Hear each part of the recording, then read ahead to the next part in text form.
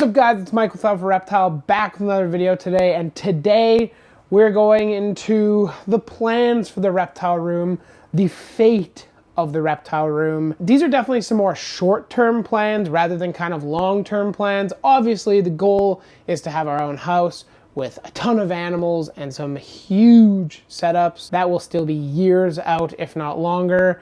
And right now we have this room that I'm standing in here.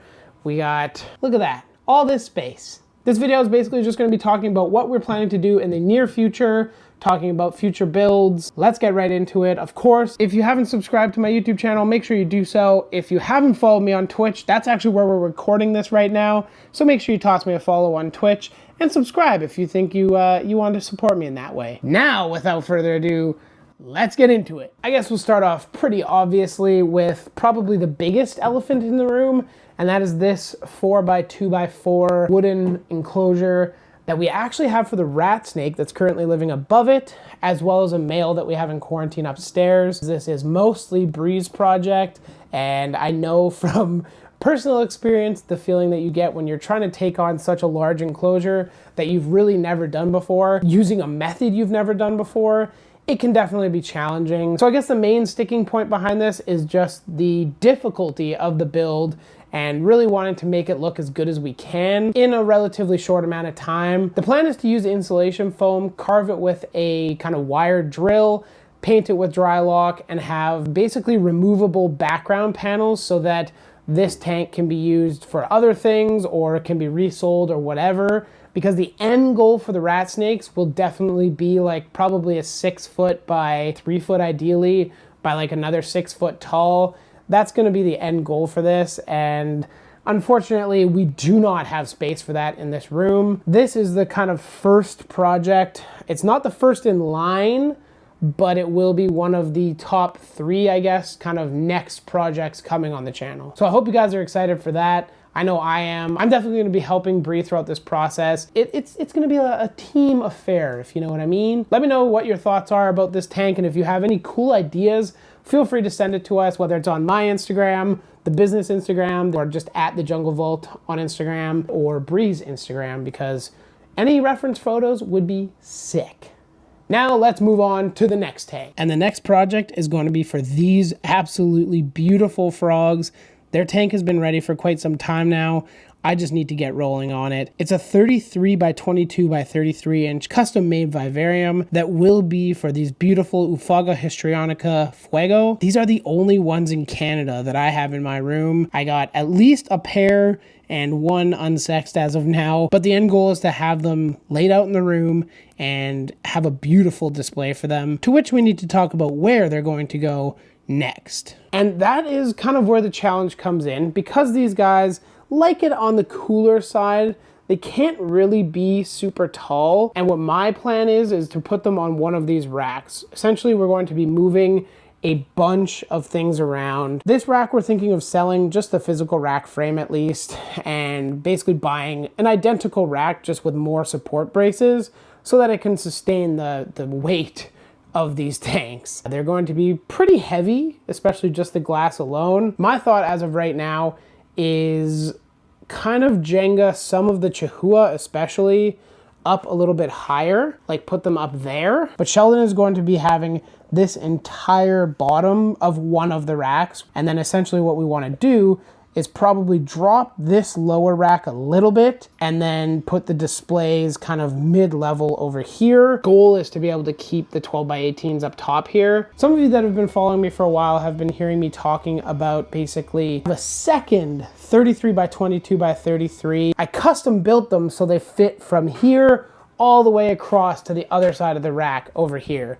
So it would be one large display-like area. The animals that will be going in that second vivarium will be coming either September, October, and I need to have the tank done well in advance so I can actually just move them in there pretty much immediately. I know I've mentioned it on a few other videos, but you're not going to find out on this video what exactly my dream dart frogs are that are coming this fall. I guess you'll have to wait for the unboxing video at that time.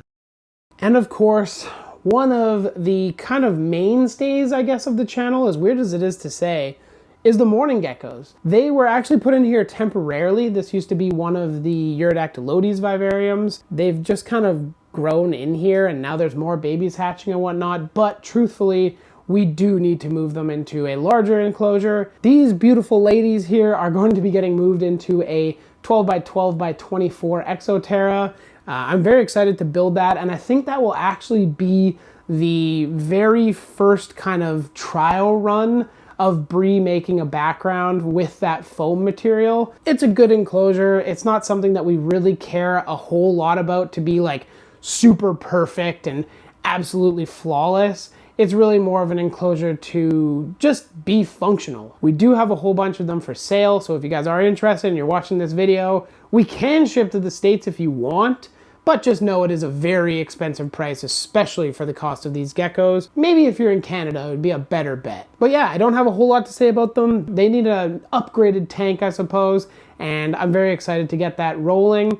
It's going to be basically a kind of carbon copy of this, a 3-panel background, lots of plants in there, lots of basking area for them because they do actually bask. These guys do sit right under the LED, so it is not UVB, they're not getting scorched by any means, but they do seem to like that warmer temperature, so we'll have that available for them in their new tank. That's the plan for these girls. And now I think we're gonna take some time to talk about who's getting voted off the island, and as you might be able to tell where I'm standing, the Cruiser Hyla, unfortunately, I did make the decision to sell. Now, let me just say that this was not an easy decision to sell these guys. I do love them to death. I've been raising these guys for a multitude of years, probably coming on like 4 years now. Maybe even 5 at this point. We've had these guys for a long time. Cruiser Hyla are an incredible frog and definitely considered one of the holy grail tree frogs. As I have a kind of 9 to 5 job now, typically if I'm awake late, which most nights I am, I suppose, I do spend that time gaming or editing videos. It has truly just dwindled the amount of time that I have for these guys and the enjoyment of them because they are very, very strictly nocturnal, and I can demonstrate that. I can like go in here, mess around with them, wake her up. I can basically mess her up, wake her up, and immediately go straight back into a sleeping position. These guys are like the most nocturnal frog I've ever seen. So I guess at the end of the day, it just came down to what do I enjoy most? As much as I thought I would love the tree frogs, and as much as I have loved them for the past number of years, it's just time to pass them on to somebody who is really, really dedicated to breeding these guys. And that's something that I highly value. And due to the lack of space, I don't think it's possible for us to breed these. And a couple more critters that are definitely playing the game of Survivor and are definitely getting voted off the island are the 2 that reside up here. In here, we have a male Chihuahua from the Chihuahua chamber that we are kind of on loan with. And the plan was to always end up selling it in the future because the original owner didn't really want them back. She basically gave them to us to breed and then either keep the male and just continue splitting eggs or sell the male and just split the income that comes from that. So he will be going, and the lily white crested gecko that we had ended up selling as well. So at least one more empty tank and another one that will hopefully be empty pretty soon. Go check out our morph market if you're interested. Now, while I got you guys at the top of this rack, the plan for here is to actually build the other leap that I have. A video will be coming on that, don't worry, and putting it up here. And that will be probably for one of the pairs of Chihuahua. We don't want to put Tachydromus up that high for obvious reasons. They tend to cannonball out of their enclosure. So yeah, the plan for right now is to essentially put a leap habitat up here, set it up really nice for the Chihuahua. Ideally, in the kind of long-term future, I would love to get all the Chihuahua in like 1836s. When that will happen, probably not for quite a while. It'll definitely be nice to have a beautiful setup enclosure up there so we have a little bit of visual appeal rather than just these glass boxes that are sitting there because we don't want to sell them. And that wraps it up, you guys. I really hope you enjoyed. This wasn't really a reptile room tour, but it's just kind of sharing the state of the union, if you will, the fate of the reptile room, I suppose. And there's a lot changing.